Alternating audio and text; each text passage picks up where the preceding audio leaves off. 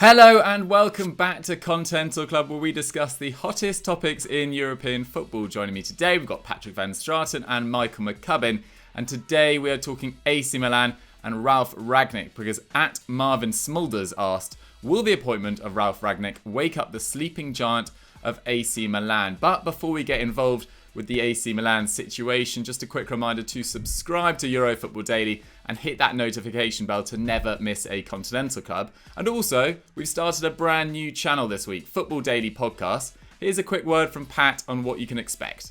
Hello, it's Patrick van Straten, just letting you know about our new podcast channel, Football Daily Podcasts. From now on, the Extra Time podcast will be going live over on that channel every week, and it will not be alone. We'll be premiering a European football podcast very soon, headed up by our very own Dougie Critchley. So head over to Football Daily Podcasts if you want to check out the podcast in video form. And of course, you can still get it as an audio download on your favourite podcast app. We hope to see you there. Bye. Now, obviously, the majority of questions this week centred around one man, former RB Leipzig manager Ralf Rangnick. That's because Sky Italia and The Guardian reported this week that the 62-year-old is set to take charge of Milan at the end of the season, replacing Stefano Pioli, signing a 3-year deal. He is also set to hold discussions with the club about replacing Paulo Maldini as sporting director. Rangnick obviously made his name at Hoffenheim and RB Leipzig most notably, and has been working as head of sport and development at Red Bull since the summer of 2019. But before we get into who Ralf Rangnick is and what he can bring to Milan, let's have a little overview of Milan's season so far, because it has been a bit of a weird one. So they employed Marco Gianpaolo last summer after 2 10th place finishes and a 9th place finish for him at Sampdoria. But he only lasted 7 league games. They won 3 and lost 4. And before he was fired with Milan in 13th, already 4 points off 4th place Napoli at the time. They replaced him with former Fiorentina boss Stefano Pioli, who had a pretty underwhelming spell at Fiorentina before that, was slightly unfortunate to be fired in April 2019 with the club in 10th. They eventually finished 16th under Montella, and they haven't got much better since. He lost 3 of his first 5 games in charge. Since then, though, they've played 24, won 11, drawn 7, and lost 6. And those defeats came against Roma, Lazio, Juventus, Atalanta, Inter, and Genoa. So they've lost the big games, but they have somewhat stabilised. So there are sort of green shoots of recovery for Ralf Rangnick to build on for next year. They did get beaten 5-0 away by Atalanta on the 22nd of December, and they were sitting 11th in then, I should say, but they've only lost 3 of 14 games since, and they're now 7th, just 2 points behind Roma and Napoli. And they also reached the Coppa Italia semi-finals, where they lost to Juventus on away goals. So as I said, things are seemingly turning around at Milan, but there is plenty of work to do. But their form since lockdown resumed, or was lifted rather, has been excellent. So they've got 4 wins and a draw, including victories over Roma, Lazio and Juventus on Tuesday night in a stirring comeback 4-2 win, which we will, I'm sure, cover in due course. Only Atalanta have taken more than their 13 points in 5 games since the resumption. So as I said, things aren't too bad. But Pat, for anyone not familiar with Ralf Rangnick, what can you tell us about him, and how do you think this is going to go effectively? Well, I think the main thing for Milan fans is that the fact that Rangnick has accepted this job suggests that he's been given assurances about the power he's going to have at the club, because you can't imagine that he's going to be content letting the team pretty much sign whoever they want, aging players who are just well-known names. Because over the last few years, since 2012 in fact, his primary job has been as sporting director of the Red Bull group. But he made his name as a coach, and a pretty innovative one. Like, he managed Stuttgart, Hanover and Schalke in the mid-2000s. Took Schalke to second place back in 2004-05. And then he went to Hoffenheim when Hoffenheim was still in the 3rd tier. Got back-to-back promotions. Went to the DFB Pokal quarterfinals in his first 2 years in charge. Ended up finishing 7th in the Bundesliga, and he only resigned there when Luis Gustavo was sold out from under him to Bayern Munich without his consent. Then he went off to Schalke, replaced Felix Magath, who Fulham fans will remember very fondly. They ended up going to the Champions League semi-finals, beating Inter Milan on the way, bearing in mind that was a really good Inter Milan side, which obviously won the Champions League the following year, and they were winning titles relentlessly then while Juve were kind of rebuilding. But he didn't stay there long either. Ended up stepping down, citing exhaustion, which I think is a little bit of an interesting one. He signed a 3-year contract with Milan, and you wonder how long he will actually be able to tolerate it if he ends up being sporting director and coach, because that's going to be... I mean, like RB have managed to create a structure, largely because of Rangnick, that to a certain degree runs itself. They've got really talented people in pretty much every position, but Milan need to be turned over root and branch. And I'm quite surprised that he's agreed to do it, because he's been working on RB for so long. Like, bear in mind, he went to Leipzig when they were in the 4th tier and then got 3 promotions in 4 years with him as sporting director. End up finishing 2nd in the Bundesliga in 2016-17. They've obviously gone to a DFB Pokal final. This year they ended up finishing 3rd, and they're still in the Champions League after knocking out Spurs. But to be honest with you, I think that Milan care about him as a manager. I think, Gazidis was interested in him as a potential candidate for the Arsenal job. That was widely reported when they were looking for a replacement for Wenger. But I think really the main thing is getting their recruitment under control, because when you look at the players he's brought into the Red Bull group, they are pretty staggering. Just at Leipzig, he brought in Joshua Kimmich, Youssef Poulsen, Forsberg, Upamecano, Leimer, Naby Keita, Timo Werner, Halstenberg, Klostermann, Sabitzer. These are pretty amazing signings, and they spent extremely little on them, especially relative to the income that they got for guys like Keita and that they'll get for Timo Werner. And then there were a couple of times there where he stepped in and managed them when they needed it. He managed them when they were in the 2nd tier in 2015-16 and got them promotion to the Bundesliga. And then in 2018, he became coach after Hasenhüttl left. And they were absolutely incredible under him. They were a really, really good side. That was because they knew that Nagelsmann was coming in. So it was going to be difficult for them to get a coach as good as Rangnick to take over for just a year. So he said, you know what, I'll do it. And put together a really, really good side. So, I mean, I think he's won 50 of 88 games while he's been manager there. And to be honest, I think that for Milan, this is them hitting the reset button. I think they want somebody who comes in and puts together, a pressing modern side, but who is going to turn over this squad and get it moving in the right direction. Because even if they don't win anything while Rangnick's there, and to be honest, the odds are against them winning something while he's there because of the sides ahead of them, I think the 3 years of Rangnick will get them in a position to be very, very solid in the kind of mid-2020s. I think that they'll probably start bringing in some 23-year-olds, 22-year-olds, and they've already got some promising players there. They've got guys got Calabria, Romagnoli, Rafael Leao, Ismail Benacer. These are really exciting players, and I think that they'll come on leaps and bounds under Rangnick. So, that's a little bit... I'm afraid that was a little bit diffuse. But fundamentally, I think he's going to sort their recruitment out. And I imagine he's going to have the power to do that, because otherwise he wouldn't have accepted the job. And he's going to get them playing much more attacking, pressing, front foot football. And for Milan fans who have essentially seen their club really crumble into a bit of a clown car since Allegri left, I think that it will genuinely be refreshing for them to see. Yeah, I think it's such an exciting managerial appointment, and the best that Milan have done for quite a while. They've obviously chopped and changed with ex-players, with managers from sort of lower down the pecking order, at least traditionally in the Serie A. But now they've appointed a man whose reputation really does go before him, who's shown himself capable of restructuring a club from top to bottom and also leading from the touchline as well. I just don't think they could have really got it much better. It'll be interesting, the sort of power dynamics between Paolo Maldini and Rangnick. If he's being forced to step aside as a sporting director, that might cause a bit of friction in the early days, but we shall see. But McCubs, in terms of Milan, he's got, as Pat said, quite a lot of work to do, really. Yeah, he does. I mean, like you guys were saying, this is such a big shift, and I think Paolo Maldini might well be out of the club completely. Actually, apparently, from what I've heard, he's not particularly willing to accept just an ambassadorial role. So this is quite a this is quite a symbolic shift. Like that, arguably their greatest player ever, may well be essentially booted out the club for Rangnick to take control. And it does signify such a massive shift. This club that was, one of the traditional kind of giants of Europe, one that was really cutting edge in the 80s and 90s, and kind of carried that, kind of traded off that success until about 10 years ago. Kind of finally kind of modernising in this way with someone who's been the kind of figurehead of kind of football's modern development in the last 10 years.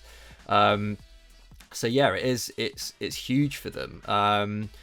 But yeah, like you say, it's going to take a while for a lot of these kind of old practices to kind of really be modernised by Rangnick in that sense. And yeah, in that sense as well, 3 years isn't going to be enough for Milan to suddenly be one of the very best sides in Europe again. But I do think there's a lot of scope for them to become Champions League regulars again in maybe a fairly short space of time. I know Serie A is more competitive than it was a few years ago, but I think you can see them becoming Champions League regulars again, perhaps not in the too distant future.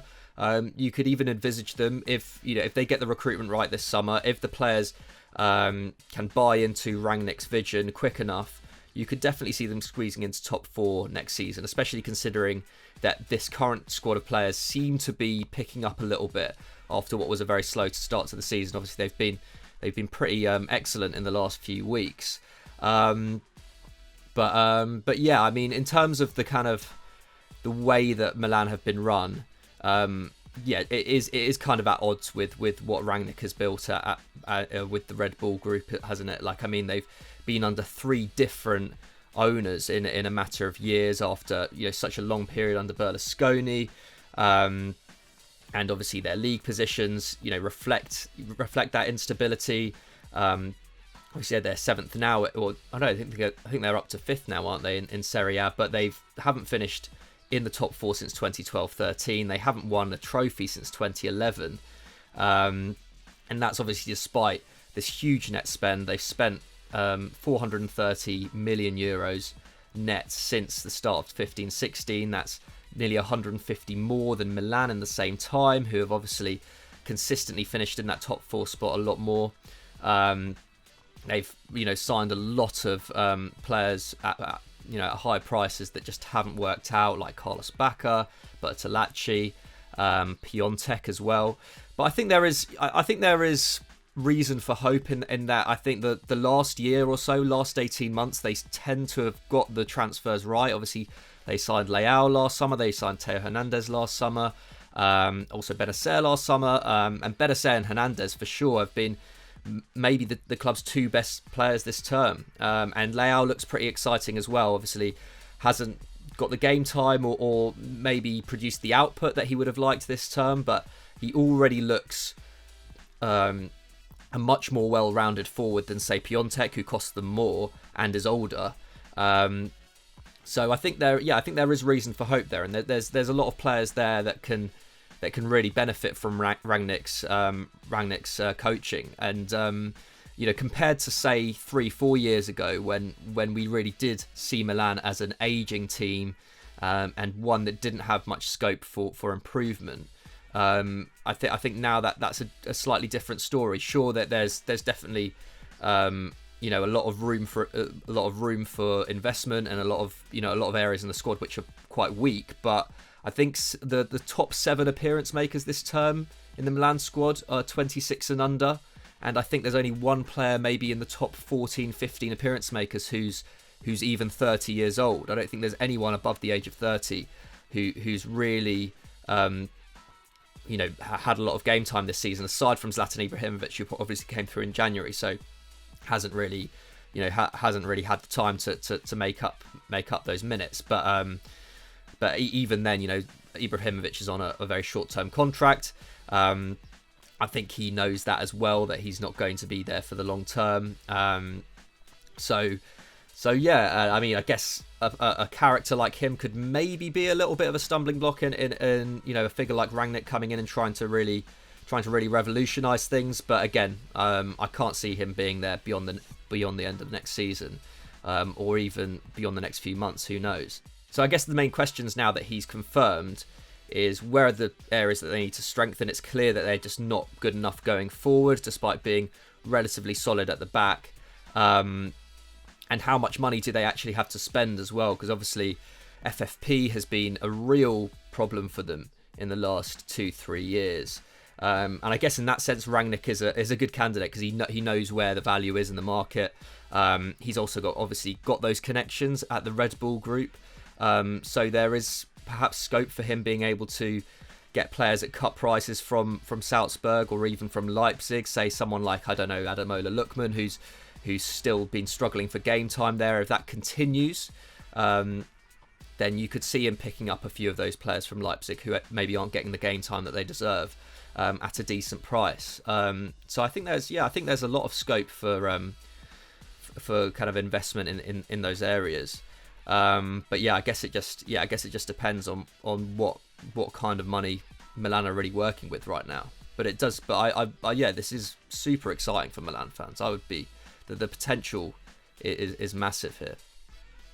Yeah, I mean, I couldn't agree more. And they do have a really good crop of young players. Romagnoli's only 25, Donnarumma's 21, Teo Hernandez is 22, Kessié, who's had a lot of critics this season, is 23, Benacer 22, Calabria 23, Leao 21, Paqueta 22. But there is a real crop of quite average senior players, I would say, like Masaccio, Bonaventura, Cayer, Biglia, Begovic. These are all players approaching 30 or well beyond 30 that I think could be moved on to clear the way for what will be an entirely new style of play for Milan. It will be much more front foot. I mean, at Leipzig, he was famous for introducing the rule where you try and win the ball back within 3 seconds and shoot within 10. That is going to be a lot more exciting than we've seen for Milan from quite a while, where their attack, in the last couple of months has looked a lot better, but was pretty disjointed over the last few years. They were often relying on Calhanoglu or Suso to take shots from range. There wasn't really any incisiveness with their play. It was often too ponderous.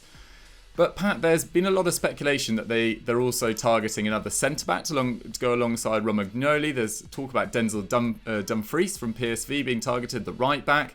But if you were Rangnick, what would be your priority? Probably a dedicated creator. I don't particularly like their creative midfield players. Rebic has had a really good season, but mostly as a goal scorer, and that's only really been since Christmas. I think that Kessié they'll probably try and move on from if they can sell him. He's your kind of like break from deep, like goal scoring midfielder in theory, but his output has gone down since he left Atalanta, as most attacking players do. Paqueta obviously hasn't worked out. Yeah, I don't know. I just think that like a dedicated 10 who is also a hard worker is probably a sensible move for them. And they've been linked to Dominik Szoboszlai from RB Salzburg. Obviously he's somebody that Rangnick's going to know about, and he's in high demand this summer. So that kind of player I think probably makes a lot of sense for them. Like I think if Ziyech hadn't gone to Chelsea, he would also have been a good fit. Yeah. I think if Benrahma doesn't go to Chelsea, he could be a good fit. You essentially want one of those players who's a little bit harder working than a 10 was in the past, and also is fast enough to kind of cover out wide. That's the way that I think the modern 10 is going now. You have, they've sometimes been called the central winger because they're fast dribblers. Guys like Buendia, who in the past would have been like a straight up winger. They now do way more defensive work than you'd expect, and they're going to come inside a lot more. I think that's probably the sort of player that I'd want to target, because I think that when you look around the rest of the squad, it's pretty solid. Fullback positions are good. Yes, get a centre back in. Like Malang Sarr is obviously available on a free. We've talked about him a million times. That makes a lot of sense. I'd be fine with them signing Dumfries, though. I think they've also got quite a lot of strength in the right back slot. So, yeah, I think with Leao and stuff, to me, that number 10 position is probably the key one to fill. And I imagine that it would end up being pretty central to what Rangnick's trying to do. I think it'll be really interesting because some of the players in the last few months have seemingly, change perceptions of themselves with the Rossoneri fan base. Calhanoglu's had a very good last couple of months. Castillejo as well, after signing for Villarreal last summer, had quite a slow start, but it's really got going as well. Rebic has obviously excelled in the last couple of months. So there's a lot of players that are playing for their future. And Pioli, to be fair to him, has done a pretty good job of stabilising what was turning out to be a pretty rubbish campaign for them yet again. But yeah, plenty of work to be done. Guys, I just want a very quick prediction from you. McCubs, where do you think Milan will finish next season? I'm gonna be optimistic. I'm gonna say fourth. I think they're gonna finish in the Champions League places. I like it. Pat, what do you reckon? Who is there? Who's gonna finish above them? I feel like Lazio are maybe the most likely to drop out of the top four. I agree. Yeah, I think fourth as well, just because I think Inter, Juve, and Atalanta are really strong. I think Roma will be a danger next year, but I think the Milan squad now is actually fundamentally pretty sound, and getting them going in the right direction, like just with pressing and stuff, I think will probably work wonders. So they're definitely going to be competing for fourth, maybe in an ideal world third. Yeah, I think it'll be interesting. I think they could definitely finish above Napoli, particularly with the exodus of players we're expecting there this summer. Haven't been that impressed with Roma in the last couple of months as well. They're very up and down. So I think they'll be around the fifth, fourth spot, but I can't really see a title challenge or anything like that. But guys, let us know where you guys think AC Milan are going to finish next season, and how Rangnick's going to do. And also, if you've enjoyed this but you want to see a deeper dive on AC Milan, go check out Chris Hamill's one-on-one on how to fix AC Milan, where he came up with loads of transfer targets to take them to the next level, which Ralf Rangnick might be taking a look at. So go check that out. Let's move on.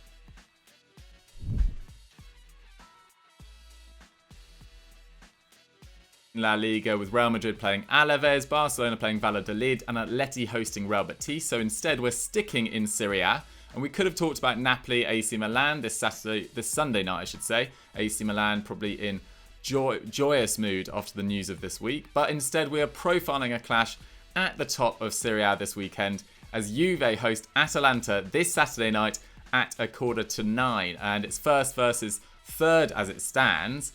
And Pat, Juve the hosts, a bad result in the week, but it looks like the title's theirs. Yeah, I mean, they've got a 7-point lead at the top of the table, because they did lose to AC Milan in midweek, but Lazio lost to Lecce. So as a result, it kind of feels like it's sewn up at this point. But it was a pretty damaging loss, like 4-2 against AC Milan, having been 2-0 up.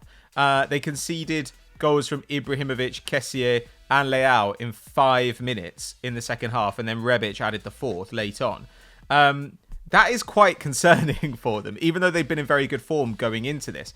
It was the 6th time in 31 league games this season they've conceded more than one goal. But they were comfortably second best. I mean, 1.4 XG to 2.2 for Milan. And while shots were about even, they had 4 shots on target, and Milan had 9. So that really does show that they were giving up pretty high quality chances. They didn't get a shot on target of their own, I think, until stoppage time in the first half, which is troubling.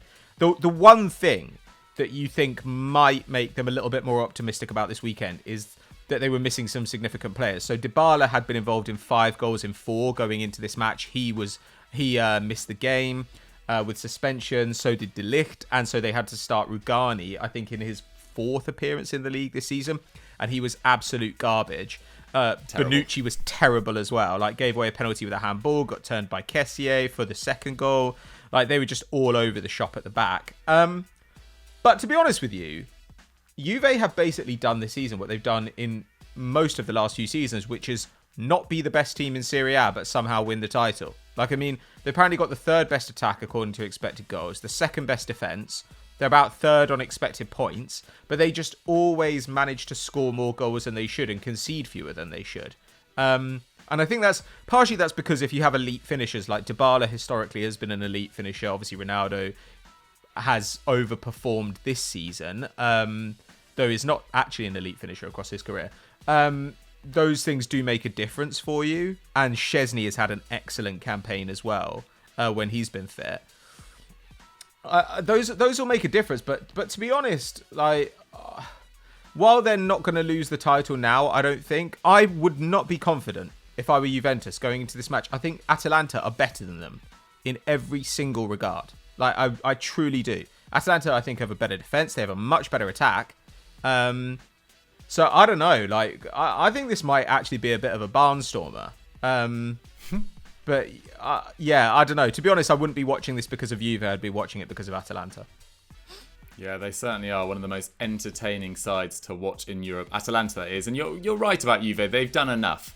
And whilst lots of teams, Lazio are going through a sticky patch at the moment. Atalanta had a pretty torrid time before Christmas. Like, they've just been, their bad results have been sort of few and far between. And they've just been done enough to get through. And Ronaldo has scored enough goals. Dybala's played a lot better this year than last year. So, and you like Quadrado, right backs excelled. Their midfield's balance hasn't been great, but they've done enough, I think. But McCubs on the other side, visitors Atalanta have been absolutely incredible since the resumption. Yeah, I mean they've been pretty much absolutely flawless, haven't they? I mean they've maybe not won some games as emphatically as they would have liked. That they slightly scraped past Cagliari, didn't they, a couple of games ago? But yeah, they played 6, won 6, scored 15, conceded 5. I mean, you can't really ask for much more. Obviously, they've moved up to third now. At the start of at kind of the beginning of the restart, that fourth spot was still kind of under threat from Roma, and they've really pulled away. They're now 15 clear of Roma. They're now at 9 points off Juve as well. So that kind of third, second kind of race for those places is very much on. Despite the titles were looking a little bit out of sight. Although if they do beat Juve on the weekend, that they do go within 6 points of them, and 6 points in 6 or 7 games isn't insurmountable. Although I think just the fact that Atalanta still have to go away to Milan and host Inter on the final day of the season, probably means that it's just about out of reach. But yeah, I mean it carries on what's been an excellent calendar year for them. This in 2020 they've played 16 league and UCL games. They've won 13, drawn 2, and lost just the 1, which was that surprise home defeat to Spal. And that was coming out of a fairly tricky winter period where their form was fairly indifferent. So without that period in the middle of the season, we probably would have been seeing Atalanta really pushing Juve for the title this year. I guess it's just a shame that they couldn't keep these kind of performances consistent throughout the season because. Yeah, like Pat was saying, they're easily the most entertaining team in Serie A. In 1920, they rank first for shots. I think in the whole of Europe, 19.6 a game. That's more than Man City, who are on 19.2. They also rank first for shots against a game, so it hasn't come at the expense of their defence. They're obviously the highest scorers in Serie A, but they also have the third best defence in terms of goals conceded. Which is credit to Gasperini, really, isn't it? And the kind of the goals have been spread about as well. Obviously, Papu Gomez continues to be, an excellent provider for them. 5 assists in his last 6 games. He now has 6 goals and 15 assists across 30 games this season. Only Immobile, Ronaldo, and Lukaku have contributed more than him. And obviously, Ilicic. Has obviously been excellent all season as well, but he's been a little bit slow since the restart. Kind of fitness issues there, but yeah. So I guess it's just a shame that Atalanta never really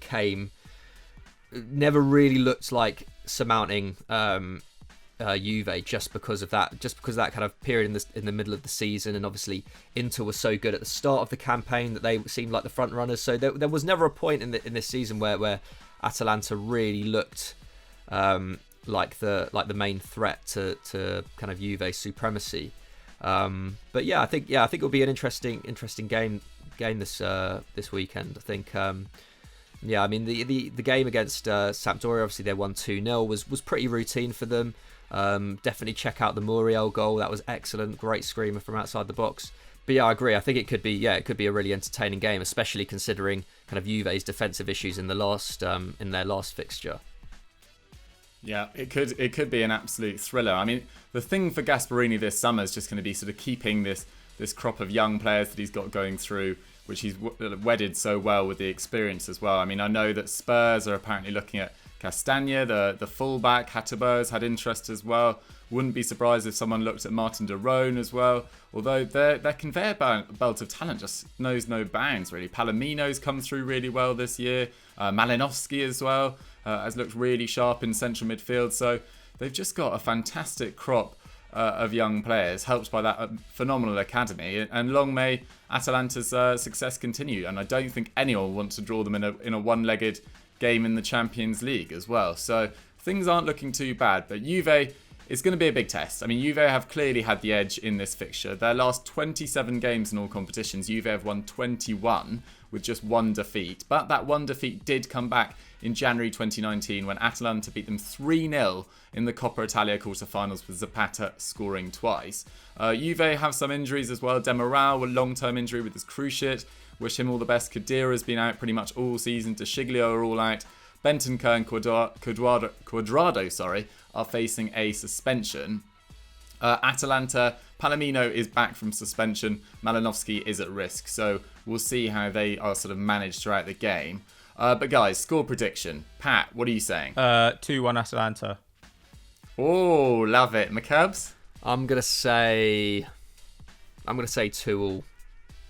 Yeah, I was thinking 2-2 as well. I just think Juve, are they going to win? Are they going to lose another game in a week? It seems quite unlikely. De Ligt, Dybala back. It's going to be fascinating. I'm going to go 2-2 as well. It's been really great to see Dybala, sort of rediscover his form. I mean, Sarri said this week that he's basically told him to play much closer to Ronaldo, and with Higuain sort of increasingly out of the picture, their attack just has looked much better. Although that result against Milan shows there is some weakness there. But guys, get your score predictions in the comments down below, and let's move on to our quickfire question. Our quickfire question comes in from Puig Season I, and it's with the UCL draw coming up this Friday. What are some of the matchups you would like to see? Pat, what are you most excited about? Potential ties? Well, in the long run, I'm really excited about seeing, PSG, Bayern and Man City play each other, but I don't want that to happen in the next round. I'd rather they were kept apart for a little while. I think it would be quite fun to watch Atalanta play an elite defensive side like Atleti. I think that would be really, really fun. Just to see how good this attack truly is. And I do think it is pretty special. To be honest, I would like Atalanta to get as easy a run as possible, just so they can get really, really deep in the competition. I hope Barcelona go out. They're pretty dull. Then again, Napoli are very dull also. Yeah, to be honest, there's no winner between Lyon, Juventus and Napoli, Barcelona, because all those teams suck. So yeah, I guess Atleti, Atalanta, because Atalanta are probably the only thing that could make an Atletico Madrid game exciting, really. Yeah, that's what I'd go for. Fair. Atleti have been great since the restart as well. They've really found some attacking form as well. Marcus Llorente, João Felix looks very good. But they're so dull in Champions League knockouts. Like, I mean, don't get me wrong. Like, the game at Anfield was amazing, but that is normally what you see in Atleti games. Like in Champions League knockouts, you better like sliding tackles and like last-ditch blocks, because that's pretty much what they do relentlessly. Although it will be interesting with just one leg. Maybe they'll have to go for it a bit more. But we shall see. We shall see. McCubs, what are you looking forward to? Yeah, I mean, like Pat said, it will be good to see PSG again because we haven't seen them in so long. And they really did look like contenders, didn't they, before lockdown. So I think, PSG Atalanta, I think, would be pretty fun as well.